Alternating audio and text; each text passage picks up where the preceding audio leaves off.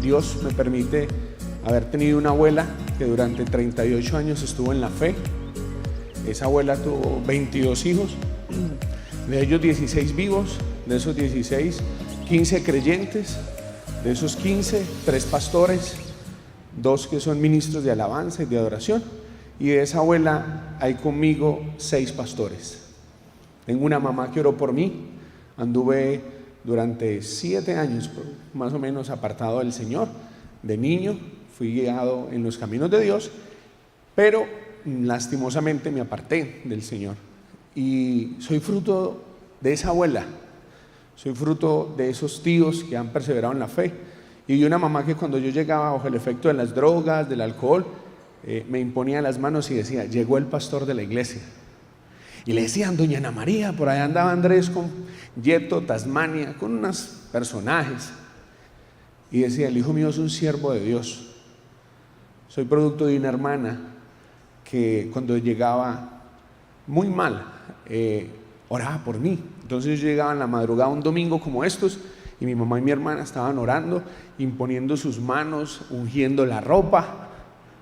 Así que quiero animar a una mamá que esté hoy aquí, quiero animar a una abuela. La Biblia dice que la vida de Timoteo fue influenciada por su mamá y por su abuela, y quiero honrar a mi mamá, honrar a mi abuela, y reconocer que lo que somos muchos es producto de personas que oraron por nosotros. Hoy Dios me da el privilegio de servir al Señor y servir a una comunidad, a una congregación, y mi mamá es una de esas servidoras, y cuando llego a la congregación mi mamá me tiene el café: pastor, ¿cómo está? Dios le dio vida a mi mamá para ver lo que ella creyó un día. Dios me dio el privilegio de tener a mi abuela cuando estaba en vida y poderla honrar lo que durante tantos años sembró. Y para mí es muy importante siempre decirlo, porque de pronto mi abuela nunca estuvo en un púlpito predicando, pero yo reconozco la fe que ella tuvo, reconozco que Dios la utilizó para ser pionera. Muy bien, quiero que estudiemos, compartamos la palabra.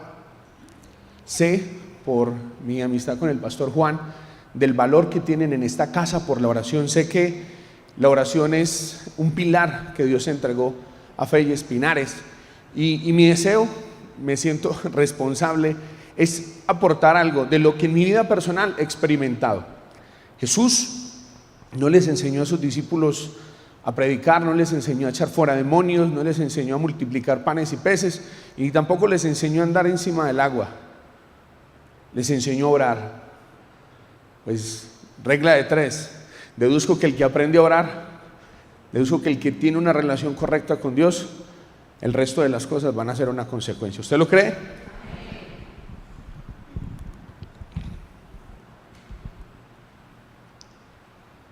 Muy bien. Ahora, ¿qué ocurre con la oración? Que se habla mucho de la oración, pero no se ora. ¿Sí ha visto?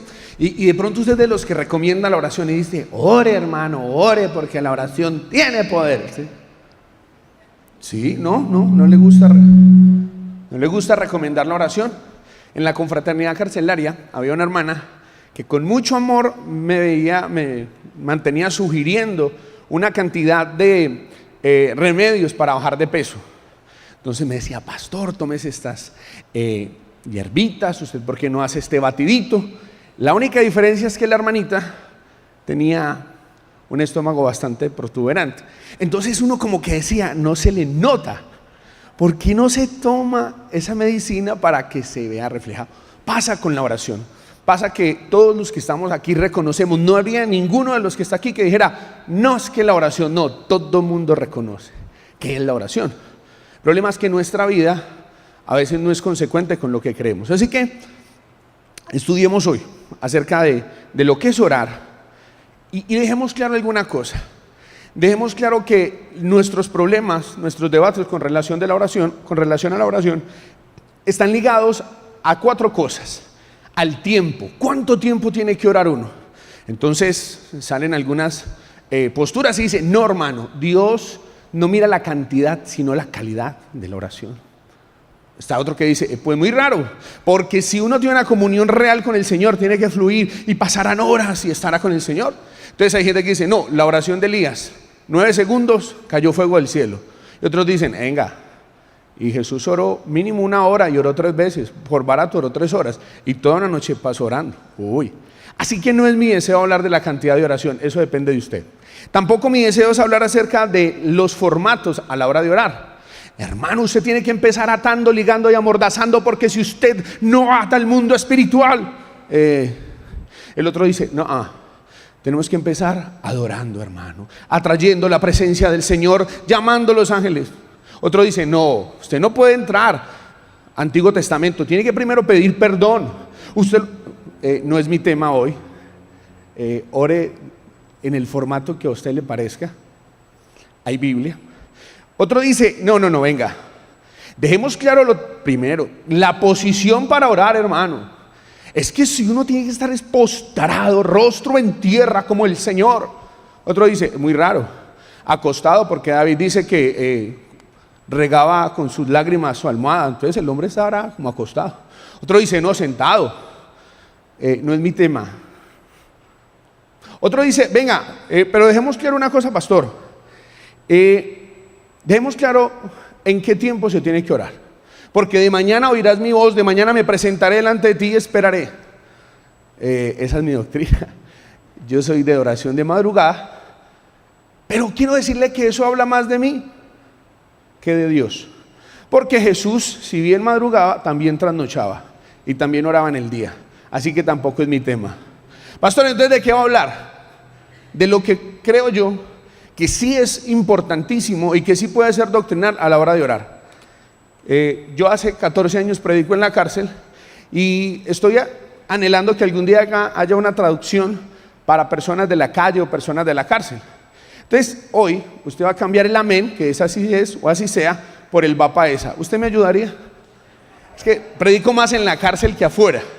Entonces levánteme la manito así. Sí, no quiero ser irrespetuoso, pero no quiero perder mi estilo porque Dios me lo dio. Ya conmigo, va para esa. Y para la otra. Hágale pues.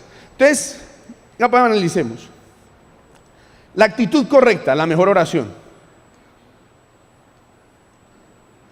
Jesús estuvo en Getsemaní. Y creo que las situaciones extremas son las que sacan las verdaderas oraciones. Amén o ayayay. Va para esa. ¿Cuándo usted ha sacado la mejor oración? Lo más fluido, lo más genuino. Me imagino que en un momento de crisis. Yo tuve una situación emocional en mi calidad de soltero y yo había dicho, Señor, yo quiero pasar una noche contigo, Padre, una noche romántica, Señor, en tus atrios. Pues no lo hice y en medio de esa crisis emocional que viví, pues se me fue el sueño. ¿Alguno le da la tusa? Saqué una oración que usted ni se imagina. Una cosa tan fluida, tan genuina. Y al parecer, las circunstancias difíciles son las que provocan que haya una fluidez.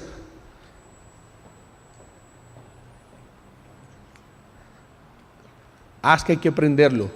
Porque usted no sabía, es muy importante a la hora de uno utilizar. Gracias. Vamos a mirar este texto. Dice, ¿cuándo qué?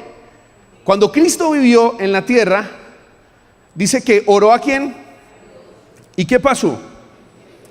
Le pidió ayuda, porque era el único que lo podía salvar de la muerte. Jesús oró llorando y suplicando a gritos, y Dios respondió sus oraciones porque Jesús era y hacía todo lo que le agradaba. Entonces usted ya encontró como que hemos hecho doctrina de lo que no es doctrina. Hemos hecho doctrina de la posición, del horario, de la forma de orar. Pero lo que sí nos hace falta a todos es la actitud correcta a la hora de orar. En este caso, la Biblia habla de un momento crucial de Jesús, que fue el momento donde estuvo a punto de volarse, a punto de irse. El momento más complicado. ¿Y sabes por qué? Porque Jesús nunca necesitó ayuda para echar fuera demonios. Jesús nunca necesitó ayuda para multiplicar los panes y los peces. Jesús nunca tampoco necesitó ayuda para resucitar a un muerto. Pero a la hora de ir a la cruz, sí necesitó ayuda. Así que otra vez, regla de 3. Será más fácil echar fuera demonios, sanar enfermos, será más fácil resucitar muertos que hacer la voluntad de Dios. Ay, ay, ay. Mira lo que dice. El mismo Cristo durante la vida mortal oró y suplicó con fuerte clamor, acompañado de lágrimas, a quien podía librarlo de la muerte. ¿Sí podía librarlo de la muerte? ¿Sí o no? Y ciertamente Dios lo escuchó en atención a su actitud por eso el título de la reflexión, actitud correcta, la mejor oración. Qué importante que esta mañana usted reflexione con relación a cuál es la actitud a la hora de orar. Porque el neocarismatismo parece que le ha enseñado a la gente a ordenarle a Dios. Parece que ha hecho de la oración el medio para cambiar la gente. Entonces, cuando las personas oramos, empezamos: Padre, en el nombre de Jesús, yo declaro que tú la cambias. Padre, en el nombre de Jesús, se le va el mal genio. Señor, yo declaro y yo decreto. Y soy sincero, no veo esas oraciones en la Biblia. Veo que en el momento determinante Jesús pudo ser escuchado por el Padre, porque tuvo una actitud correcta. Fue tan fuerte que hubo lágrimas y hubo clamor. Fue el momento más difícil, porque era hacer la voluntad del Padre. ¿Cuántos de los que están hoy acá pueden analizar y pueden decir: ¿cuánto hace que no me acerco al Señor con una actitud correcta a la hora de orar? Y más bien, mi deseo es que Dios haga lo que yo quiero y no yo acomodarme en la voluntad de Dios. Jesús ya había enseñado, Jesús ya había hablado harto de la oración. Jesús, de hecho, dijo una parábola sobre la necesidad de orar siempre y no desmayar. Utilizó una viuda, dando a entender la necesidad, la oración como una necesidad, como respirar, como comer. Dando a entender que esa necesidad de orar tenía que hacerse siempre y que no se podía dejar de hacer. Ahora, aparte de eso, Jesús habló de dos personajes que en el mundo judío eran muy conocidos. ¿Quiénes son esos? Recuérdeme. No, colabóreme, por favor. ¿Quiénes son? El fariseo y el publicano. A ver, ese fariseo y ese publicano representaban el mundo religioso y aquellos que trabajaban para Roma. ¿Qué ocurrió? Dice la Biblia: 2 hombres fueron al templo a orar. Hasta ahí vamos bien, ¿o no? Y aquí aparecen lo que les dije al comienzo. Uno de ellos era fariseo y el otro era cobrador de impuestos. Puesto en pie, el fariseo oraba así: Dios, te doy gracias porque no soy como los demás. Así que había una posición física y había un formato, y era empezar dando gracias. No soy demás como los demás hombres. Ellos son ladrones malvados y engañan a sus esposas con otras mujeres. Tampoco soy como ese cobrador de impuestos. Yo ayuno 2 veces por semana y doy la 10ª parte de todo lo que gano. Si usted va y estudia la liturgia a la hora de orar de los judíos, este fariseo efectivamente utilizó todo lo que litúrgicamente era correcto, y era orar de pie, empezar a dar gracias. Pero lo que la Biblia dice es que su actitud no era correcta. Así que ¿cuántos de nosotros nos hemos concentrado en tener la posición, el horario y el formato correcto?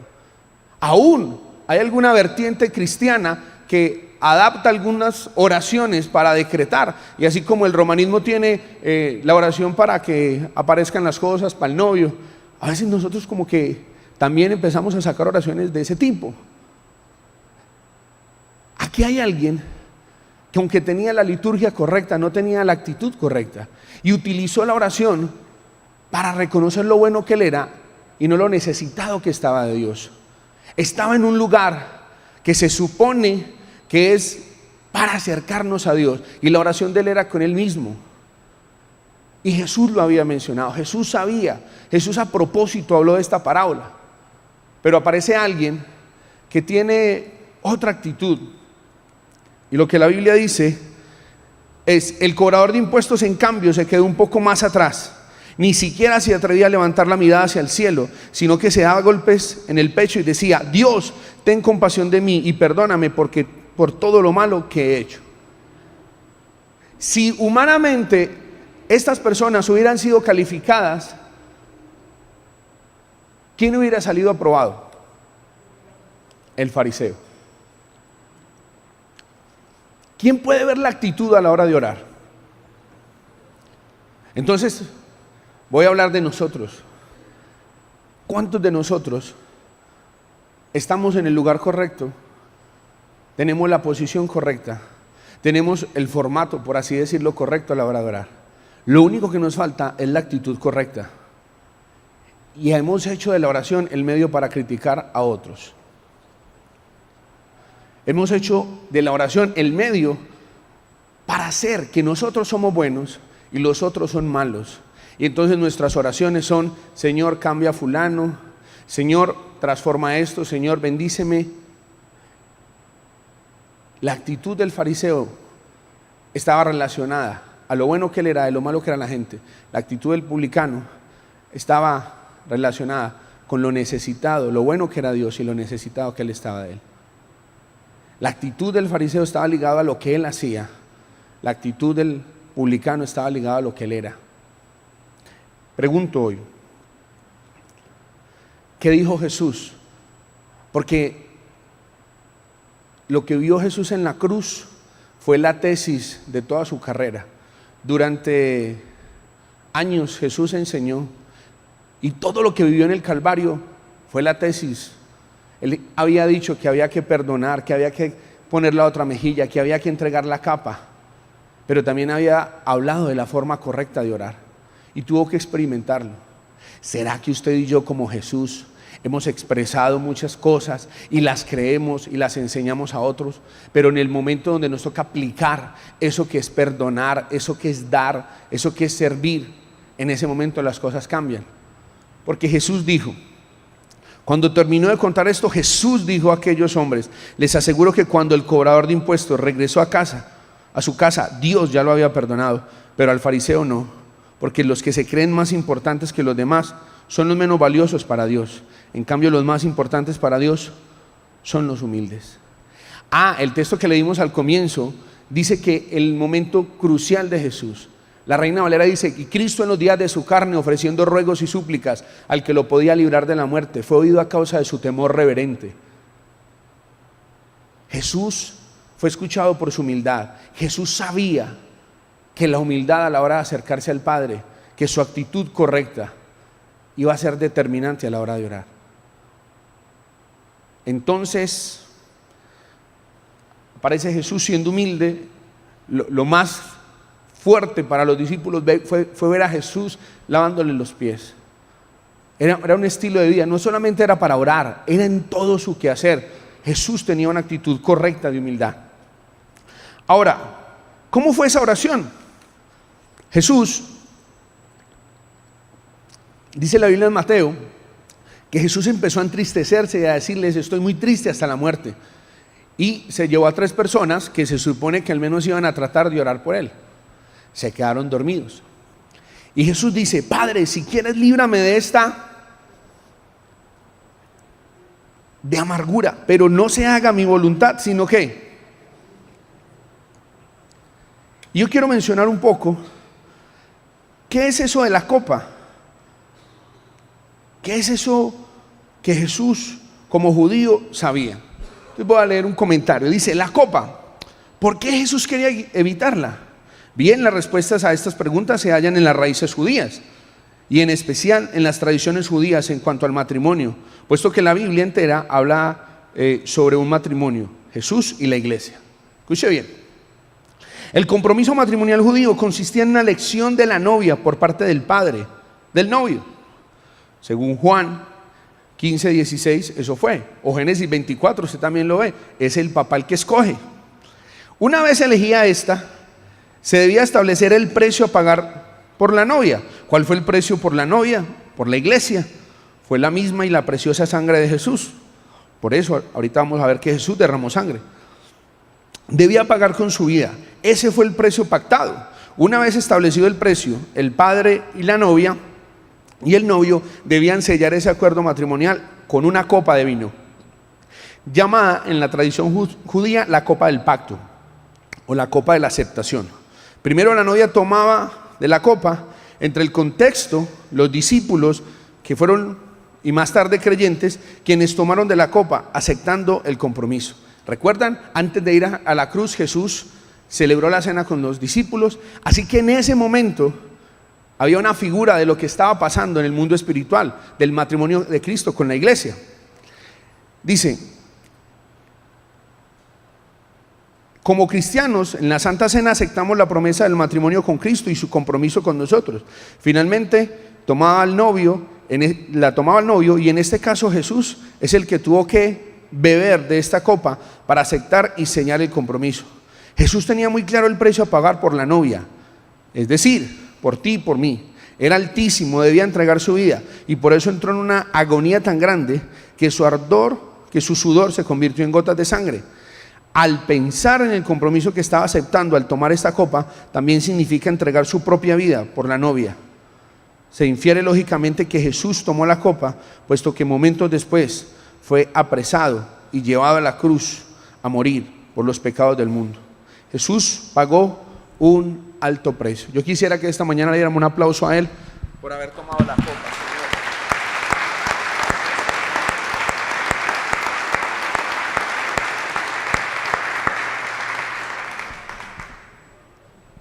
Yo quisiera preguntar hoy, ¿cuál es su copa? ¿Qué es esa voluntad de Dios que no queremos tomar y que se nos hace más fácil echar fuera demonios, sanar enfermos, resucitar muertos, que ir a la cruz? ¿Qué es esa persona por perdonar? ¿Qué es ese servicio por entregar? ¿Qué es esa decisión por renunciar que no queremos tomar? El Señor Jesús entendía y en ese concepto habló y dijo: Padre, yo no quiero tomar la copa. Pero yo no lo culpo, porque la diferencia de Jesús con nosotros es que cuando yo me fui a casar, entonces yo estaba por descubrir unas facetas de Adriana que no conocía. Pero Jesús de antemano sabía que Pedro lo iba a negar y que Judas lo iba. Así que usted dirá: Ave María, Jesús, ¿cómo no toma la copa con harto gusto? Pues porque su humanidad también se vio afectada. Y es que Él reconocía su humanidad y no va a ser fácil. Pero entonces fue la oración, fue la actitud correcta la que hizo que Jesús pudiera tomar. ¿Cuántas de las cosas que usted y yo no hemos hecho es porque no hemos orado? Es porque, como dice el apóstol Pablo, no hemos entrado y a rostro descubierto, sin ninguna máscara, hemos visto la gloria del Señor y hemos sido transformados. Entonces usted está tratando de hacer cosas y lo único que hay que hacer es entrar a la presencia de Dios, y en la presencia de Dios vamos a entender lo que en ningún lugar hemos entendido, y en la presencia de Dios es donde vamos a experimentar los cambios.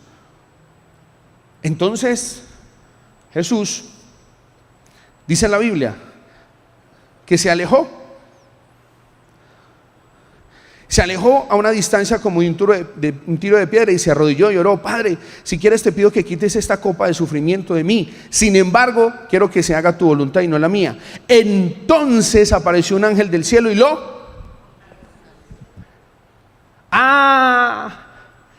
y yo creo que esto es crucial, esto es determinante, y es que Dios no nos va a mandar a hacer algo a nosotros sin antes habernos dado la posibilidad de hacerlo.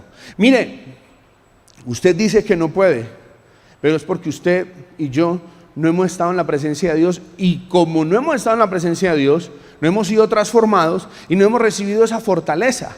El ángel lo fortaleció, y lo que dice Nehemías en el capítulo 8 es que el gozo del Señor es nuestra. Y ahorita al final vamos a ver que eso fue lo que hizo el ángel.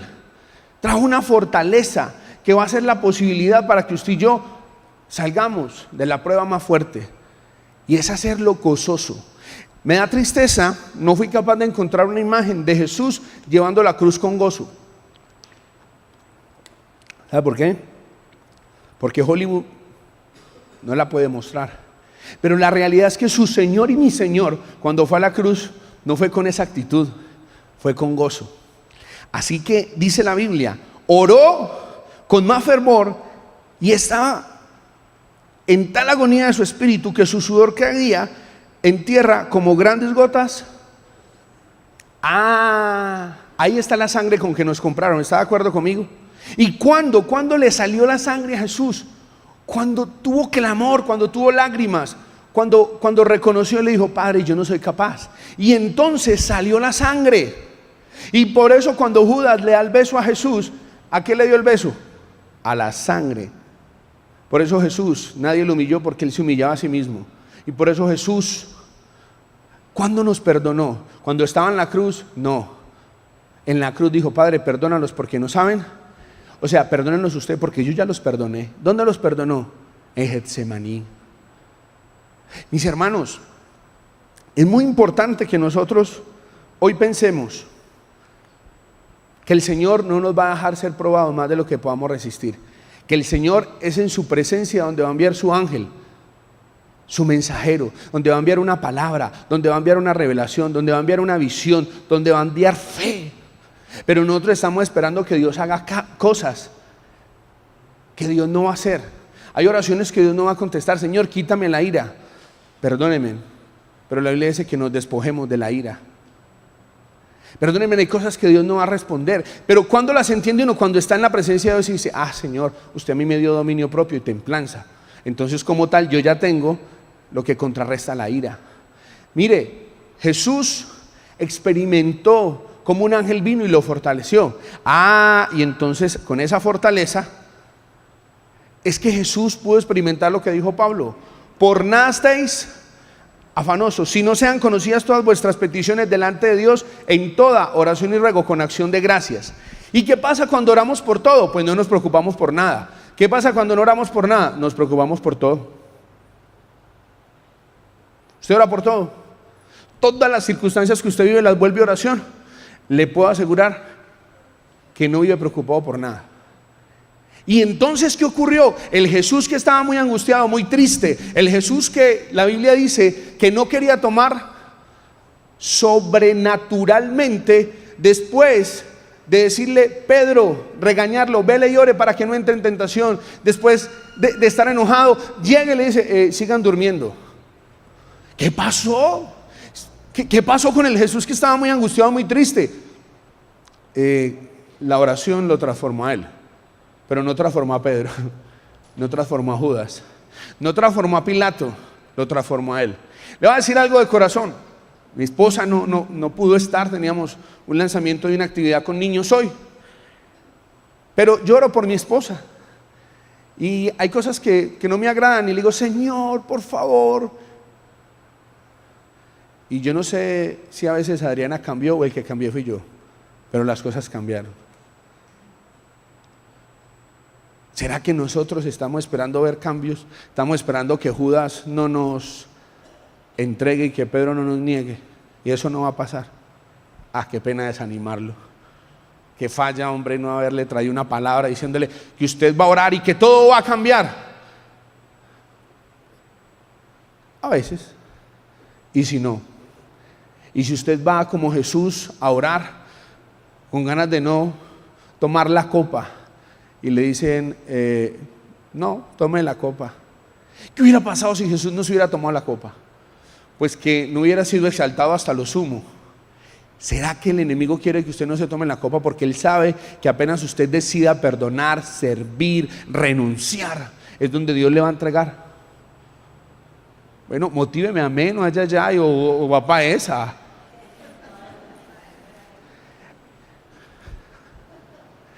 Lo que estoy diciendo yo hoy en este lugar no es producto de lo que yo haya aprendido de ninguna persona. Yo tuve una experiencia real con este pasaje. Yo entré una tarde a orar. Afortunadamente, a mí las crisis me dan por buscar del Señor. Yo no sé si a usted le pasa, uno habla con la esposa al final, ¿cierto? Cuando se va a acostar, por lo regular. Bueno, si usted es de los que dicen: no, nosotros en la mesa nos sentamos a compartir, en la sala. Por lo regular yo hablo con mi esposa, acostaditos, empezamos a compartir. Hombre, y empezamos a hablar de cosas y a veces viene el disgusto. No soy capaz de dormir, entonces, ¿qué me toca? ¿Cuántas opciones tiene? Orar. Y una de esas ocasiones, tuve una situación tan extrema en la mañana y yo dije: no, porque como yo soy sanguíneo colérico, se me nota mucho mi estado emocional. Entonces dije, no voy a cancelar lo que tengo en la tarde y me voy a ir a... ¿Cómo les parece que me fui a orar? Y cuando salí de orar, Judas me entregó y Pedro me negó. No cambió nada. Yo los vi como el Señor Jesús vio a Judas y vio a Pedro. Yo quiero compartirle un grado de madurez que yo vi en Jesús. Yo quiero con humildad dejar sembrado en esta congregación que es pionera en la oración. ¿Será que usted ha venido al Peniel, a 2 Penieles, con la posición correcta, a la hora correcta, con la forma correcta, y usted atóligó y amordazó y nada? Usted empezó pidiendo perdón, tampoco. Empezó adorando, menos. Dijo que había que dar gracias, tampoco. Lo único que no ha hecho es presentarse delante de Dios con unas ganas de tomarse la copa, con unas ganas de decirle: Señor, yo necesito salir de aquí transformado. Yo no sé cuál es mi realidad, si el recibo no va a sobrenaturalmente pagarse, pero yo sí necesito, Señor, que cuando yo salga de aquí salga diferente. ¿Sabe qué ocurrió esa tarde?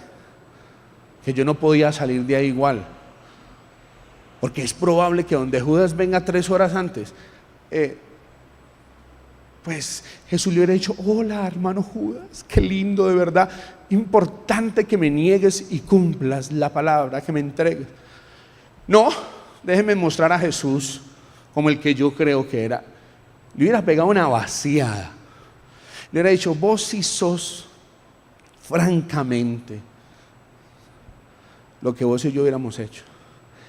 De pronto hasta físicamente se hubiera alterado al Señor. No sé si le hubiera pegado, pero manoteado sí, porque los cristianos no golpeamos, manoteamos.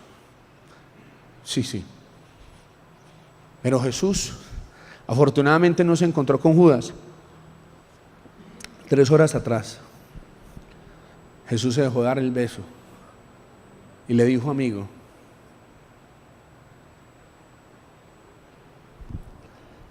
este es Jesús. Bueno, usted sabe que no es el de la televisión, pero así sí creo yo que salió Jesús de orar. Angelita, gracias, valoro su risa. ¿Qué hacemos con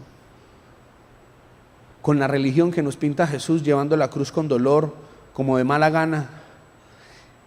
¿Qué hacemos con una religión que no nos muestra que Jesús llevó la cruz con gozo? Dice la Biblia: puesto los ojos en Jesús, el autor y consumador de la fe, el cual por el gozo puesto delante de él sufrió la cruz, menospreció el oprobio y se sentó a la diestra del trono. O sea que no hay trono hasta que no pasemos la cruz. ¿Qué hizo el ángel? Vino y lo fortaleció, le colocó gozo. Así que lo que sí sé yo es que es probable que usted después de orar salga con gozo. Es probable que la oración produzca en usted un resultado, lo que dijo Pablo: por nada esté afanado, sino que todo vuelva a la oración. Y entonces la paz de Dios, que sobrepasa todo, o sea, que va por encima de su razón. ¿Qué razón va a tener que Jesús diga: sigan durmiendo, se acerca el que me entrega, por favor? ¿Qué razón? No tiene razón. Guardará vuestros corazones y vuestros O sea que cuando yo oro, cambia mi forma de pensar y cambia mi forma de sentir, y como consecuencia cambia mi forma de actuar. Amén, aleluya, pastor. Gloria a Dios, aleluya. Yo estoy mostrándole a Jesús el modelo. Yo no le estoy hablando de Pablo ni de Pedro. Le estoy diciendo que Jesús, por su actitud y acatamiento, en los días de su carne ofreció ruegos y súplicas. Fue el momento de la cruz donde Jesús tuvo que tomar la copa.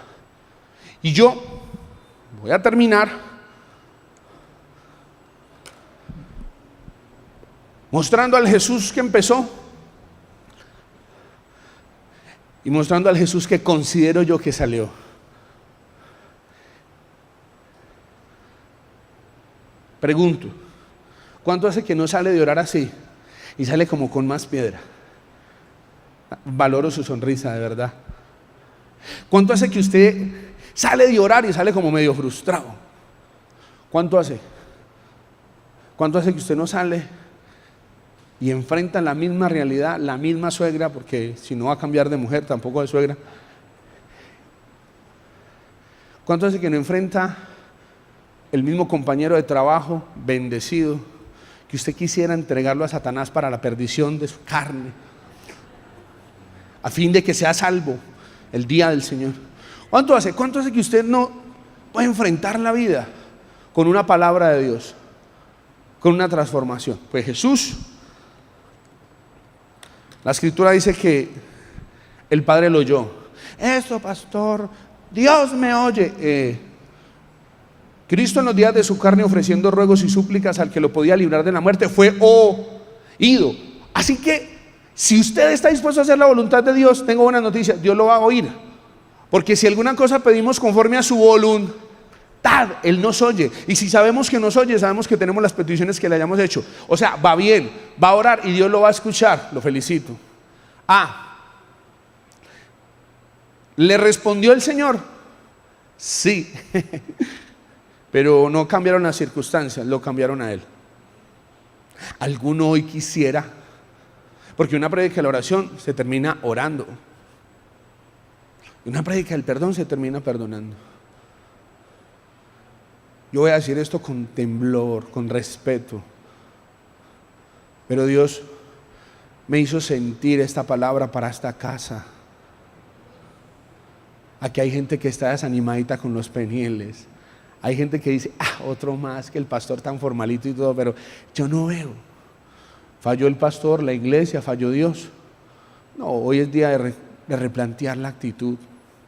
Entonces, porque hay gente que sí, Dios siempre nos va a oír y siempre nos va a responder. Lo que pasa es que no siempre va a ser lo que nosotros consideremos.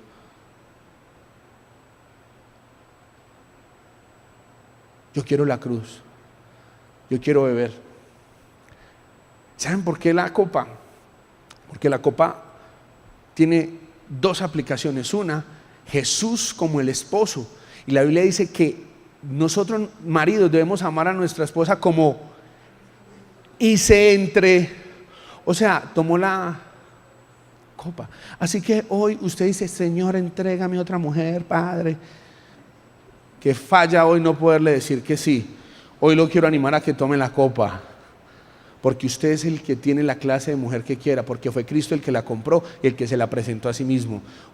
Si usted tiene una alegona, carnal, fea, esa es la que usted quiere tener, porque Cristo fue el que compró a la iglesia y se la presentó a sí mismo. Jamás usted me va a escuchar hablando mal de mi esposa, porque nadie aborreció jamás su propio cuerpo, sino que lo sustenta y lo cuida, como Cristo a la iglesia. Pero yo soy pastor de una comunidad, sirvo al Señor. ¿Y sabe cuántas copas me ha tocado tomarme? Con unos líderes bendecidos que son diótrefes, que les gusta el primer lugar. ¿Sabe cuántas veces he tenido los hijos de Sarbia sirviendo en la iglesia? Los que ganan peleas por uno, los que conquistan, pero no tienen el corazón del rey y quieren matar. ¿Sabe cuántas veces he tenido en mi junta a Judas? Tuve a alguien que robaba el tesoro de la iglesia. Pastor, bien santísima, ¿qué es eso? Por Dios. Qué tristeza, qué iglesia esa tan pecadora donde el pastor. Pero ¿sabe cuántas veces yo he sido Judas para otro? ¿Sabe cuántas veces yo he sido Pedro para otro? Muchas, mi hermano. Y hoy quiero animarlo para que usted diga, Jesús llevó la cruz con gozo. Y si usted es cristiano y no cirineo, entonces va a llevar la cruz con valor, con gozo. Si no, le va a pedir el favor: no nos dañe la plaza, no nos haga daño viviendo, no, yo lo que hace que busco del Señor, la vida me va, tanta lucha. Le agradecemos mucho que se quede callado, porque si algo va a sufrir, como dice el apóstol, entonces sufra con valor, con gozo, porque a nosotros no solamente se nos dio el privilegio de creer en Él, sino de padecer con Él. Le voy a agradecer que crea que la oración, primero, antes de cambiar las circunstancias, lo cambia usted. Y quiero proponerle que le ayude a Jesús a ver el fruto, de que por favor cumpla esto que dice el profeta Isaías. Verá el fruto de la aflicción de su alma y quedará satisfecho. Por su conocimiento justificará a mi siervo justo a muchos, y llevará las iniquidades de ellos. Yo quiero animarlo a que usted vuelva a orar. Mire la posición la que quiera. Hay Biblia para todo. A la hora, la mía es la mañana porque consagro el tiempito. La forma, como quiera, eso habla más de su actitud, de su temperamento. Pero quiero animarlo a que tenga la actitud correcta, una actitud de acatamiento, de humildad. Va para esa y para la otra también. Quiero que piense en esa copa. Quiero que se imagine cuál es su copa. Hacer la voluntad de Dios, el desafío más grande. Vea conmigo, uno empieza, diga después de mí, uno empieza haciendo la voluntad de Dios porque debe, luego porque cree y luego porque le deleita. Jesús dice, tengo que ir a la cruz. ¿Sabes? Después cuando Pedro saca la espada y dice, Pedro, guarde eso, la copa que mi papá